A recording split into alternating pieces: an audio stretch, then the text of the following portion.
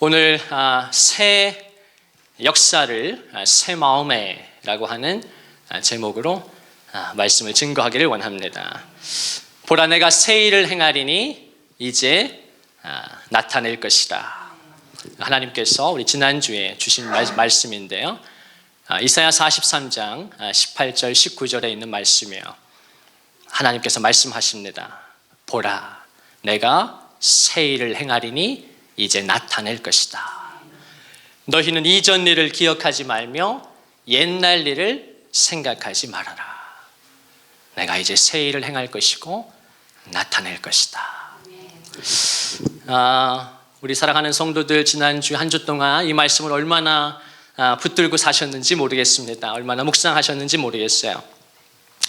저와 여러분에게 하나님께서 이번 왕의 제정 집회 때 또 지난주 설교를 통해서 너무나 명확하게 이 말씀을 주셨기 때문에 하나님이 나에게 주시는 메시지로 받아들이고 이 말씀을 정말 믿으시고 또 묵상하실 수 있기를 주님의 이름으로 축원합니다. 얼마나 복된 하나님의 말씀이야. 보라, 내가 새 일을 행할 것이다. 그리고 이제 나타낼 것이다.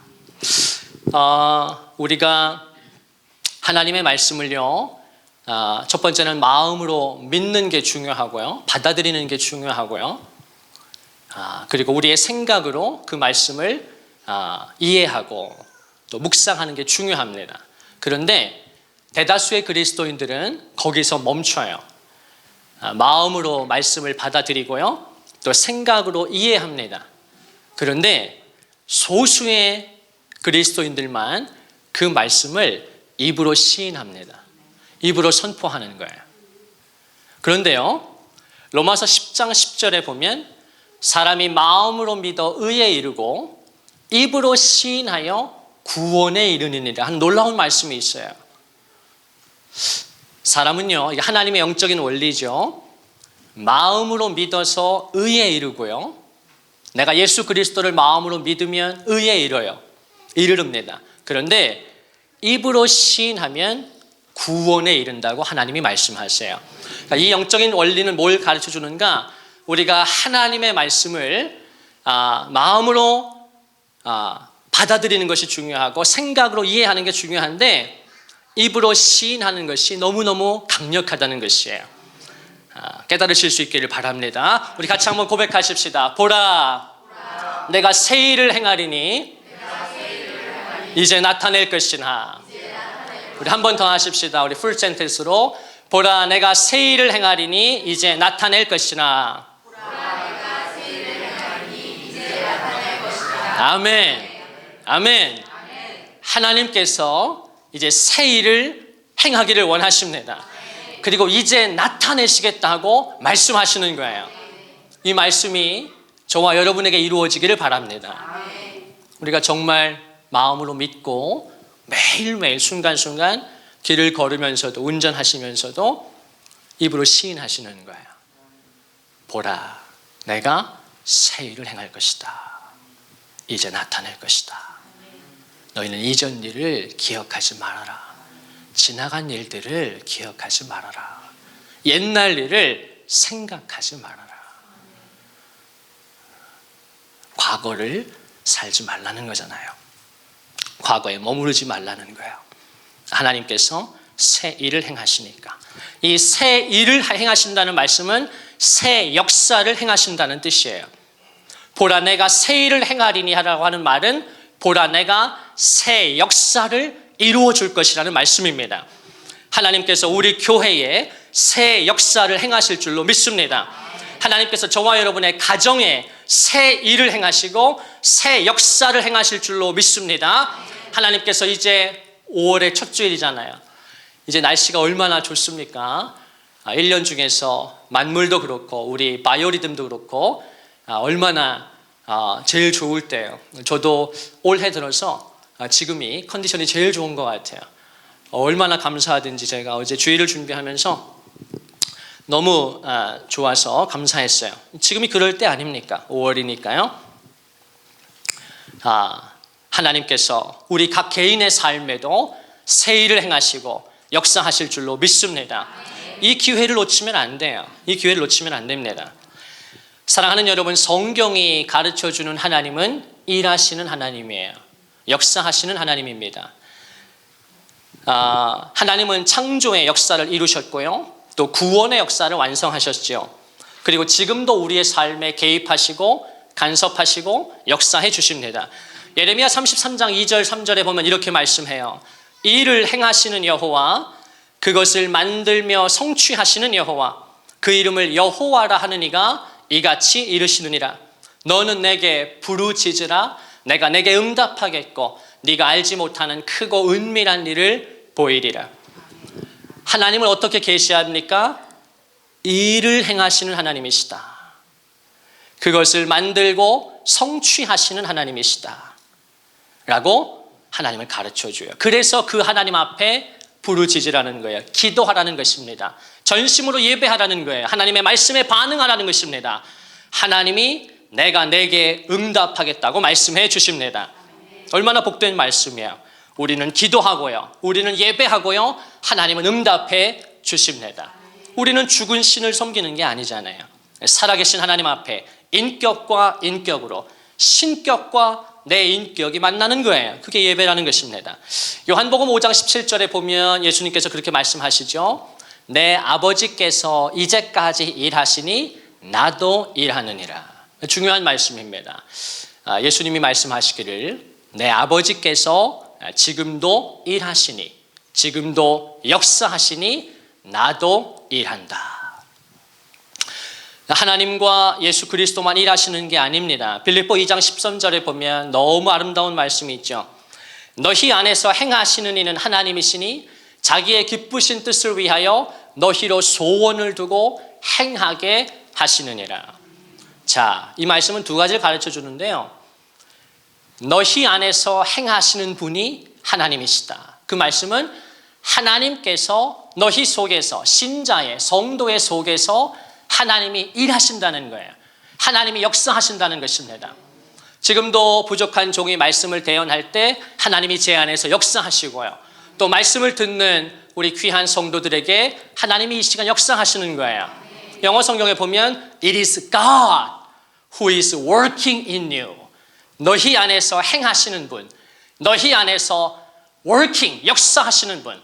지금 너희 안에서 뭐라고 그래요? 움직인다를 뭐라고 그러지? 역동하시는 분. 더 좋은 단어가 있는데 생각이 안 나네. 너희 안에서 지금 이렇게 뭔가 역사하시는 하나님이 계시다. 그러니까 하나님이 그런 분이라는 거예요. 그런데 또 뭐라고 말씀하냐면 그 하나님이 자기의 기쁘신 뜻을 위해서 너희로 소원을 두고 행하게 하신다. 너희 안에서 행하시는 이는 하나님이시다. 하나님이 역사하신다. 그런데 또한 하나님이 자기의 기쁘신 뜻대로 너희로 마음에 소원을 두고 행하게 하신다. 그러니까 뭘 말씀합니까? 하나님이 우리와 함께 역사하시고 또 우리 안에서 역사하신다는 거예요. 하나님께서 당신 혼자서 일하시는 게 아니라 하나님이 나와 함께 나를 동역자로 삼으시고 나를 친구로 삼으셔서 하나님이 나와 함께 역사하시고 또 하나님이 내 안에서 일하신다는 말씀이에요. 이게 얼마나 복된 말씀인지 모릅니다. 성령님은요, 가만히 계시는 영이 아니에요. 그냥 잠잠한 영이 아닙니다. 죽은 영이 아니에요. 성령은 움직이시고요, 또 신자의 삶에 역동적으로 역사하시는 하나님의 영입니다. 그 창세기 1장 2절은 처음부터, 성경의 제일 처음부터 계시하지 않습니까? 태초에 하나님이 천지를 창조하시니라. 하나님의 땅이 혼돈하고 흑암이 깊음 위에 있고, 그 다음 뭐라고 말씀하죠? 하나님의 영은 수면 위에 운행하시니라. 태초에 하나님께서 천지를 창조하시는데 하나님 혼자 하시는 것이 아니라 삼위일체의 제3의 위격이 되시는 성령께서 수면에 운행하셨다는 거예요. 그러니까 성령께서 가만히 계신 게 아니라 하나님의 창조 사역에 동참하셔서 역사하셨다는 거예요. 고린도후서 13장은요 마지막 장인데요, 거기에 마지막 절 13절에 보면 이렇게 말씀해요. 고린도후서라고 하는 성경이 이 말씀으로 끝납니다. 하나님의 사랑과 예수 그리스도의 은혜와 하나님의 사랑과 성령의 교통하심이 너희 무리와 함께 있을지어다. 어디서 많이 들어본 표현이죠. 매 예배 때 축도, 목회자가 축도할 때, 성도를 축복할 때 이 예문을 가지고 하는 거예요. 바울의 기도이기 때문에 예수 그리스도의 은혜와 하나님의 사랑과 뭐라고요? 성령의 교통하심이 너희에게 있기를 바란다. 무슨 뜻이에요? 성령님은 신자와 성도와 자기 백성과 끊임없이 뭐 하시는 분? 교통하시는 분이시다. 교제하시는 분이라는 거예요. 하나님이 내 안에서 역사하시고 내게 말씀하시고 또 우리의 반응을 요구하시고 기다리셔요. 이것이 성령의 교통하심입니다. 로마서 8장 2절에 보면요 이렇게 말씀하죠. 1절부터 보면 그러므로 이제 그리스도 예수 안에 있는 자에게는 결코 정죄함이 없나니 이는 생명의 성령의 법이 죄와 사망의 법에서 너를 해방하였습니다. 제가 로마서 강해를 지난 작년에 이 부분 1절 말씀은 다뤘기 때문에요. 그 조금 어려운 독특한 성경에 단 한 번 나오는 이 생명의 성령의 법이라는 건 무엇입니까? 이것은 생명을 주시는 성령의 능력이라는 뜻이에요. 생명의 성령의 법이 죄와 사망의 법에서 너를 해방하였다라고 하는 말씀은 우리에게 신자에게 생명을 주시는 성령의 능력이 죄와 사망의 법, 그래서 죽어있는 너를 해방하셨다, 너를 살리셨다는 것이에요. 제가 이 말씀을 좋아하기 때문에 이 생명을 주시는 성령의 능력이라고 하는 말씀을 제가 깨닫고 제가 뭘 강조합니까? 우리 교우들에게 영적인 생명력을 강조하는 거예요. 영적인 충만함을 강조하는 것입니다. 두 종류의 그리스도인이 있어요. 생명력 있는 그리스도인이 있고요. 또 돌아가셨는지 알 수 없는 그리스도인이 있어요. 충만한 그리스도인이 있고요. 이건 뭐 방전돼 가지고 터덜터덜한 그리스도인이 있는 거예요. 저와 여러분이 영적 생명력으로 또 영적 충만함으로 타오르기를 간절히 축복합니다. 제가 최근에 데이비드 차가 쓴 그 두잇이라고 하는 화제가 돼서 그 책을 이제 아주 두껍더라고요. 굉장히 책을 길게 쓰시더라고요. 제 책은 굉장히 얇고 읽기가 편해요. 책을 길게 쓰는 건 쉽습니다. 그런데 가지치기 해내서 정말 엑기스만 담아내는 건 어려운 것 같아요. 근데 그 두잇이라고 하는 책에서 저는 잘 안 쓰는 표현이고 거의 제가 잊고 있던 단어인데 그 표현이 저를 사로잡았어요. 데이비드 차 목사님이 그런 말씀을 하시더라고요. 이 시대에 필요한 게 뭐냐? 이 시대 교회와 그리스도인들에게 필요한 게 뭐냐? 영적 집중력이다 말씀하시더라고요. 그래서 그 책에서 그 표현을 굉장히 많이 반복해 아마 키워드인 것 같아요. 영적인 집중력. 지금 교회와 성도들에게 필요한 것은 그것이다. 굉장히 통찰력 있는 말이에요. 저와 여러분이 다 그렇게 될 줄로 믿습니다. 하나님 앞에 영적인 집중력을 가지고 예배하고 또 살아가는 하나님의 말씀, 세미한 음성을 듣는, 지금도 예배 가운데 한쪽 귀는 설교자에게 주지만 한쪽 귀는 성령님께 드려서 성령이 교회들에게 하시는 말씀을 들으라고 했는데 이 아침도 그 말씀을 꼭 들으실 수 있는 저와 여러분이 되시기를 바랍니다. 우리는 감리교지만요, 우리 이웃교단인 장로교회 창시자인 존 칼빈은요, 그의 탁월한 기독교 강요라고 하는 책에서 그런 말을 해요. 성령의 첫 번째 사역이 뭐냐? 성령이 하시는 가장 주요한 사역이 뭐냐? 그것은 신자의 마음속에 끊임없이 믿음을 불러일으키는 것이다. 굉장히 통찰력 있는 말입니다. 더 놀라운 건 칼빈이 그 기독교 강요를 20대 초반에 썼어요. 그리고 죽을 때까지 여러 번 수정을 했지만 그 초판에서 크게 다르지 않습니다. 그러니까 얼마나 하나님께서 기름 부어주셔서 위대한 장로교를 만들 수 있었어요, 칼빈이. 그 칼빈이 깨달았던 성령님은 어떤 분이신가? 그 성령님은 뭐 하시는 분이신가? 그 성령의 첫 번째 사역은, 성령이 하시는 첫 번째 역사는 신자의 마음속에, 성도의 마음속에 끊임없이 믿음을 불러일으키는 것이다. 저와 여러분에게 믿음이 있다면, 오늘도 나와 당신이 하나님을 신뢰한다면, 또 예수 그리스도를 내 구원자로 믿는다면, 또 성령을 의지한다면, 그것은 성령님께서 나와 당신의 마음속에 믿음을 주셨기 때문이고, 지금도 끊임없이 믿음을 불러일으키기 때문입니다. 사도 바울은 그의 제자인 디모데에게 편지를 보내면서요, 디모데 후서 1장 6절에 보면 이렇게 말씀해요. 내가 나의 안수함으로 내 속에 있는 하나님의 은사를 다시 불릴 듯하게 하기 위하여 너로 생각하게 하노니, 하나님이 우리에게 주신 것은 두려워하는 마음이 아니요 오직 능력과 사랑과 절제하는 마음이라. 내가 나의 안수함으로, 지금 디모데가 두려워하고 있었던 거예요. 디모데에게 걱정이 있었고, 내가 해낼 수 있을까? 내가 감당할 수 있을까? 많은 걱정과 근심이 그를 사로잡았던 것입니다.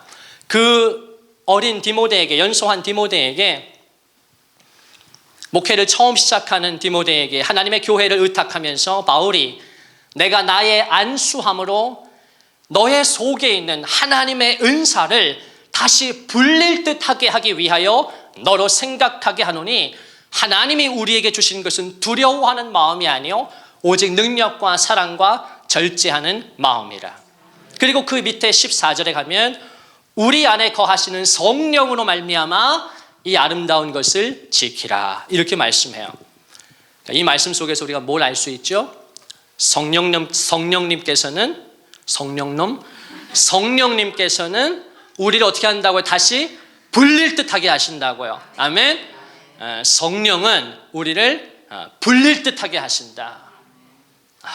중요한 거예요. 성령이 우리를 타오르게 하십니다. 솟행케 하는 거예요. 살아나고요, 솟행케 하고요, 그러면 부흥케 되는 것입니다. 마음이 뜨거워지고요, 마음에서부터 부흥이 일어나는 거예요. 예배하는 것이 감격스럽고요, 하나님의 말씀을 듣는다는 것이 너무너무 감사한 거예요. 예수 그리스도의 보혈을 찬양하는 그 입술이 복이 있는 것입니다. 이것이 높은 차원의 예배이고 신앙생활이에요. 영어로 우리가 열정을 이야기할 때 패션이라는 단어를 많이 쓰는데요, 근데 열정을 뜻하는 영어 단어는 패션만 있는 게 아니고 enthusiasm이라고 하는 단어가 있습니다. 그 열정을 뜻하는 영어 단어 enthusiasm은요, 라틴어가 합성어인데 그것이 이제 어원이 된 건데, 그게 뭐냐면 엔이라고 하는 라틴어와 테오스라고 하는 라틴어가 합쳐진 단어가 엔테오스가 그 enthusiasm의 어원이 됩니다. 라틴어나 헬라어에서 엔이라고 하는 말은 아내라는 뜻이에요. 그래서 엔 크리스토스 하면 이제 그리스도 안에서, 그런 뜻입니다. 바울 서신에 164번이나 나타나는 그리스도 안에서라고 하는 표현이 엔 크리스토스거든요. 엔이라고 하는 건 아내라는 뜻이고요, 테오스는 하나님을 가리킵니다. 신을 가리켜요. 그러니까 영어 단어 enthusiasm이 엔테오스에서 왔다는 건 무슨 말이죠? 열정이라고 하는 것은 무슨 뜻입니까? 신이 네 안에 있을 때, 하나님이 네 속에 계실 때, 성령이 너 속에 있을 때 그 사람에게서 뭐가 나온다는 거예요? 열정이 나온다는 것이에요. D.L. 무디가 쓴 Secret Power라고 하는 책이 있습니다. 성령님에 관한 책인데요, 그 책의 첫 번째 페이지에서 이 D.L. 무디가 책을 시작하면서 한 무명의 작가의 그 말을 인용해요. 그래서 누구의 말인지는 알려지지 않았는데 D.L. 무디가 좋아했던 것 같아요.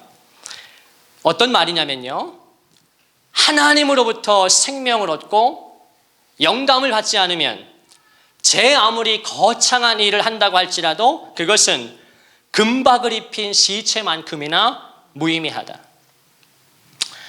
하나님으로부터 생명을 얻고 영감을 받지 않으면 제 아무리 대단한 일을 한다고 할지라도 그것은 금박을 입힌 시체만큼이나 무의미하다. 핵심은 무엇입니까? 성도는, 신자는 끊임없이 하나님으로부터 뭘 받아야 된다는 거예요? 생명을 얻고 영감을 받아야 한다는 것입니다. 그렇지 않으면 시체에 불과하다고 이야기하는 거예요. 창세기 41장 38절에 보면요, 하나님의 사람 요셉을 성경은 이렇게 증거해요. 바로의 입을 통해서 이야기하죠. 뭐라고 이야기합니까? 요셉을 가리켜서 어떤 사람이라고 이야기하죠? 사도행전에 보면 다윗을 가리켜서 성경은 뭐라고 증거합니까? 하나님의 마음에 합한 사람이다. 창세기 41장에 보면 요셉을 가리켜서는요, 하나님의 영에 감동된 사람이라. 놀라운 표현이죠. 하나님을 믿지 않은 바로가 볼 때도 저 요셉은 어떤 사람인가? 특별한데 뭐가 특별합니까? 아, 저 사람은 하나님의 영에 감동이 되어 있구나. 이걸 누가 얘기했다고요? 불신자인 하나님을 믿지도 않은 바로 왕이 파라오가 요셉을 보니까 쟤는 신들렸구나. 쟤는 당시에 신들이 많았거든요. 그러니까 쟤는 신들렸어. 근데 요셉은 하나님을 믿으니까 저 아이는 하나님의 영에 감동이 된 사람이구나. 그것이 성경이 증거하는, 바로의 입을 통해서 성경이 증거하는 요셉의 모습이에요. 같이 한번 고백해 보시겠어요? 하나님의 영에 감동된 사람. 저는 저와 여러분이 다 하나님의 영에 감동된 사람들이 되시기를 주님의 이름으로 축원합니다. 하나님의 영에 감동이 되면, 성령의 감동이 되면 어떻게 합니까? 성령께서 우리 안에 생명을 주시고요, 생명력이 있고요, 열정이 있고요, 또 뭐가 있습니까? 영감을 주시는 거예요. 끊임없이 하나님이 우리에게 영감을 주십니다. 그럼 어떻게 되겠어요? 영감 있는 설교를 하게 되고요, 영감 있는 디자인을 하게 되고요, 또 영감 있는 비즈니스를 하게 됩니다. 그냥 우리가 하나님의 일을 하거나 또 내게 주어지신 소명을 감당하는 게 아니라 영감 있는 inspired preaching, 영감 있는 설교를 할 수도 있고요, inspired design, 영감받은 디자인을 할 수도 있고요, 또 비즈니스를 하더라도 그냥 내 힘으로 하는 게 아니라, 내 지혜로 하는 게 아니라 inspired, 영감받은 사업을 할 수 있고 직장을 할 수 있고, inspired leadership, 영감받은 그런 리더십을 발휘할 수 있는 것입니다. 또 제가 오전에 교우들과 함께 중보하다가, 원래 제가 설교 원고에는 그 영감받은 inspired만 했는데 아까 오늘 아침에 30분 중보 같이 교우들과 할 때 두 가지를 더 주셨어요. 하나는 empowered business, empowered design, empowered business 뭡니까? 권능을 부여받은 empowered, 성령으로부터 empower, 권능을 내게 부여받은 그런 사역을 할 수 있고 그런 삶을 저와 여러분이 살아갈 수가 있는 것입니다. 또 한 가지는 anointed business, 기름 부음 받은 사업, anointed design, 기름 부음 받은 디자인. 또 직장 일을 하실 때도 anointed, 내 힘과 지혜로 하는 것이 아니라 하나님의 성령으로 inspired, 영감을 받으시고, 또 하나님의 성령으로 empowered, 권능을 받으시고, 하나님의 성령으로 anointed, 기름 부음 받으시는 저의 사역, 또 여러분의 사역, 우리의 직장과 사업, 또 가정생활도 마찬가지인 것 같아요. 배우자를 대할 때 순간순간 자꾸만 우리의 쓴뿌리로 상대하는 것이 아니라, 내 자아로 대하는 것이 아니라, 그럼 얼마나 배우자가 피곤하겠어요. 그러나 배우자를 상대할 때도 내 힘으로 할 수 없지만 inspired love, 영감받은 사랑으로, 또 내 힘으로 할 수 없지만 empowered love, 내 힘으로 사랑하는 것이 아니라 하나님의 권능으로 부여받아서 사랑할 수 있고, anointed, 기름 부음 받은 그 사랑으로 사랑할 수 있기를 주님의 이름으로 축원합니다. 저도 잘 되진 않는 것 같아요. 노력하는데요. 재밌는 얘기 하나 할까요? 제 생일이 10월 12일인데요. 어느 날 잠언 10장 12절 말씀을 하나님이 저한테 주셨어요. 제가 그 말씀을 몰랐는데요. 그 잠언 10장 12절에 보면요, 이런 말씀이 있더라고요. 미움은 허물을 들춰내지만 사랑은 모든 허물을 덮느니라. 그 말씀이 있더라고요. 미움은 허물을 들춰내는데요, 자꾸 배우자의 잘못을 지적하고요. 우리는 다 그렇지 않습니까? 다 우리 못난 자아가 있기 때문에 배우자의 잘못을 지적하고 내가 옳다는 걸 증명하길 원하는데, 그래서 내 말을 듣기를 원하지 않아요. 남편이든 아내든.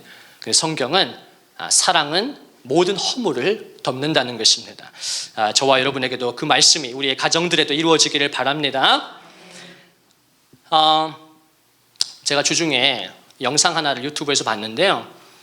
한 의사가 그 안구 건조증에 대해서 다루시더라고요. 근데 저도 이게 안구 건조증이 있거든요.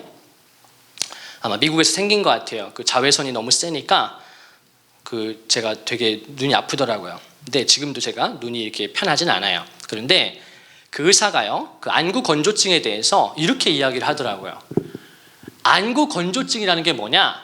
이것은 마치 우리의 눈에 가뭄이 찾아오는 것과 같다. 그렇게 말씀하시더라고요. 그러면서 유튜브니까 영상에 그 가뭄이 들어있는 그 장면을 이제 올린 거예요. 가뭄이 들었으니까 어떻게 되겠어요?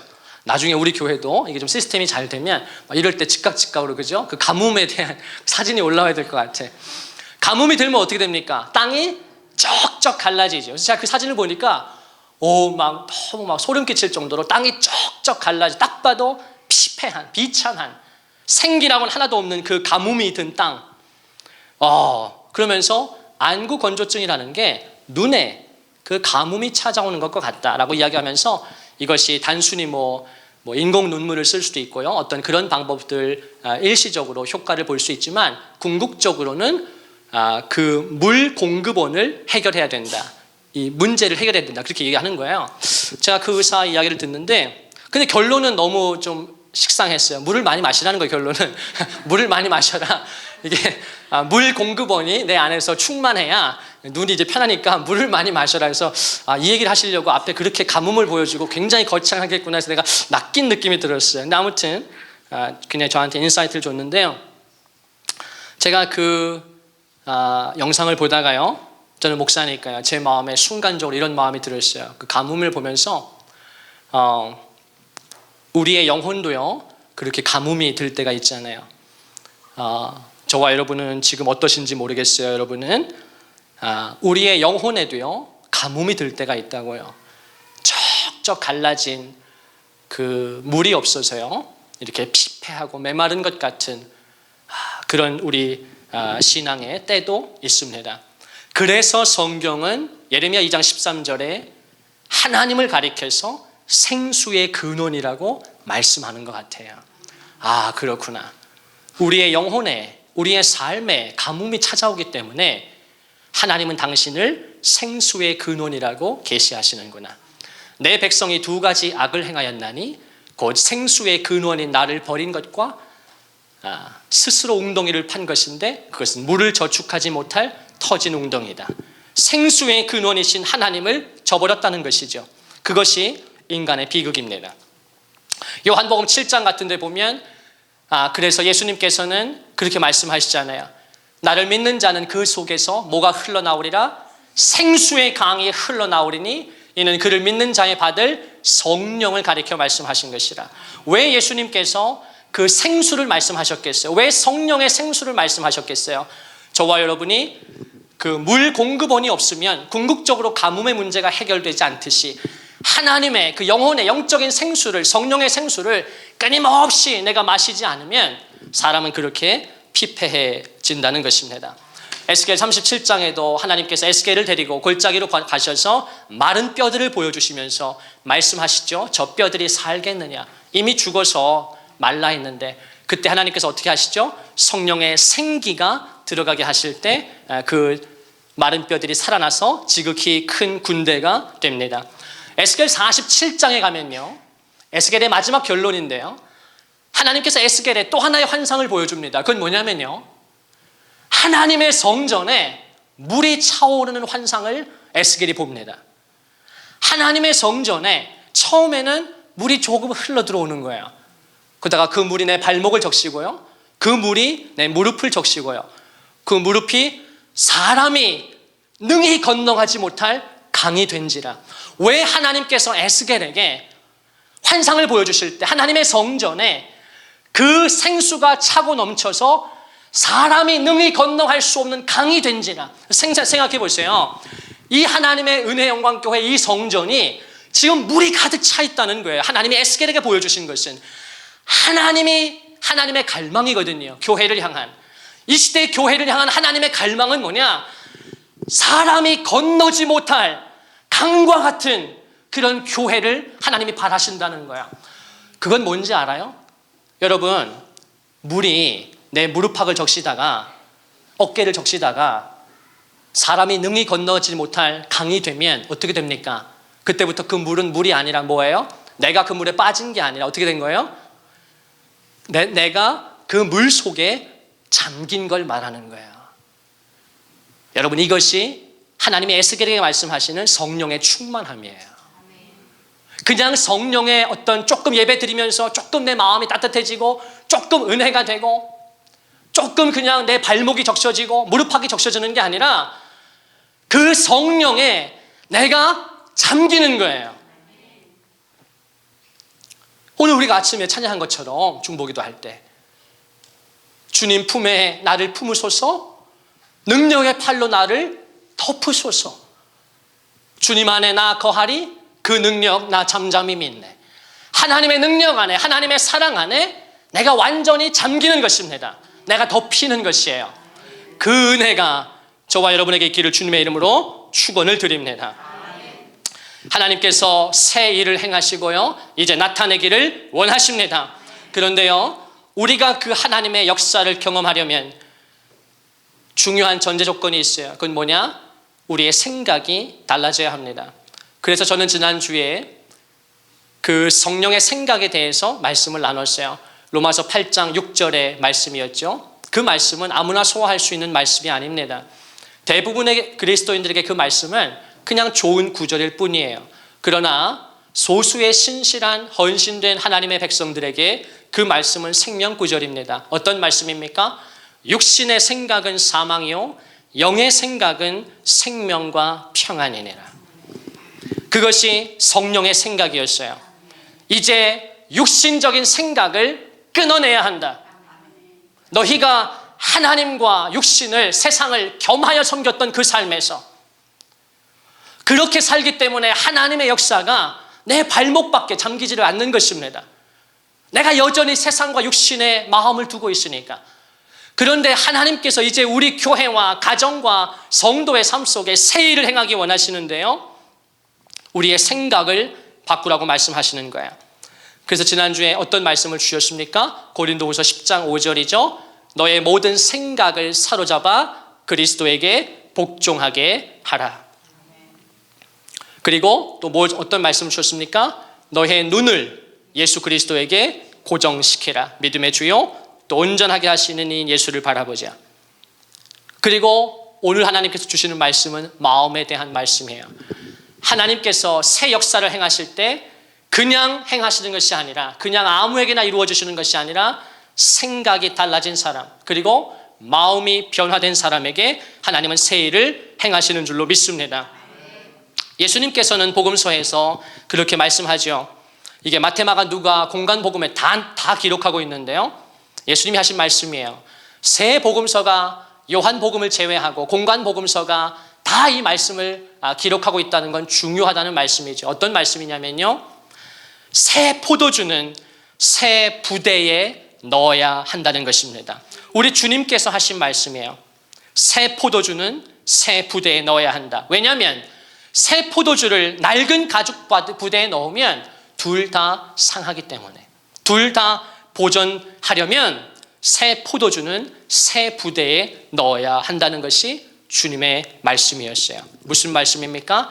하나님께서 새 역사를, 새 일을 나와 당신의 삶 가운데 우리가 이전에 경험해보지 못한, 그리고 늘 우리가 마음 깊은 곳으로 갈망했고 상상했던 그 삶, 정말 성령으로 충만한 삶, 그리고 생명과 평안을 누리고 사랑 속에서 행복한 그 삶, 걱정이나 근심이나 두려움이 없는, 설령 있을지라도 그것을 능히 넘어설 수 있는 하나님의 평강과 하나님의 정말 그, 영어를 써서 죄송한데 정말 그 empowered 된 그 삶.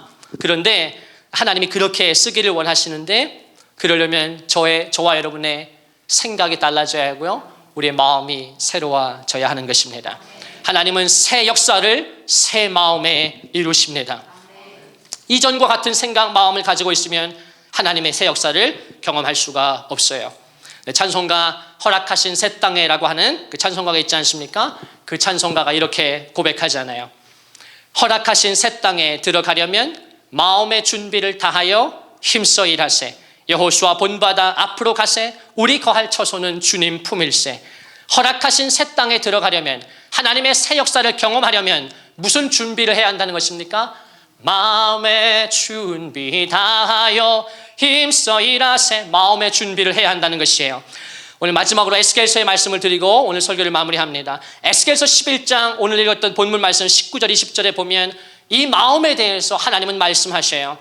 내가 그들에게 한 마음을 주고 그 속에 새 영을 주며 그 몸에서 돌 같은 마음을 제거하고 살처럼 부드러운 마음을 주어 내 율례를 따르며 내 규례를 지켜 행하게 하리니 그들은 내 백성이 되고 나는 그들의 하나님이 될 것이다. 내가 그들에게, 하나님이 택한 백성입니다. 내가 그들에게 한 마음을 주고 그 속에 새 영을 주어서 그 몸에서 돌 같은 마음을 제거하고 살처럼 부드러운 마음을 줄 것이다. 그때 비로소 그 백성들이 하나님의 율례와 규례를 따르게 됩니다. 마침내 그들은 하나님의 백성이 되고 하나님은 그들의 하나님이 되십니다. 이 말씀이 너무나 중요하기 때문에 에스겔 36장에 가면 하나님이 이 말씀을 한 번 더 강하게 이야기하셔요. 에스겔 36장 26절 이하에 보면 또 새 영을 너희 속에 두고 새 마음을 너희에게 주되 너희 육신에서 굳은 마음을 제거하고 부드러운 마음을 줄 것이다. 또 내 영을, 성령을 너희 속에 두어서 너희로 내 율례를 행하게 하리니 너희가 내 규례를 지켜 행할지라 너희는 내 백성이 되고 나는 너희의 하나님이 되리라. 하나님께서 이 아침에 저와 여러분에게 새 영을 주기를 원하십니다. 성령님이에요. 그런데 특별히 새 영이라고 기록한 것은 늘 신선하고 늘 새롭고 내가 이전에 알지 못했던 그 성령으로 저와 여러분을 채워주기를 원한다는 말씀이에요. 그리고 저와 여러분에게 새 마음을 주시겠다고 말씀합니다. 우리 속에서 굳은 마음, 돌같이 굳은 마음을 하나님이 제거하시겠다고 말씀하는 거예요. 그리고 살처럼 부드러운 마음을 줄 것이다. 너는 비로소 내 백성이 되고 나는 너의 하나님이 될 것이다. 오늘 이 새 영과 새 마음의 은혜가 저와 여러분에게 있기를 주님의 이름으로 축원드립니다.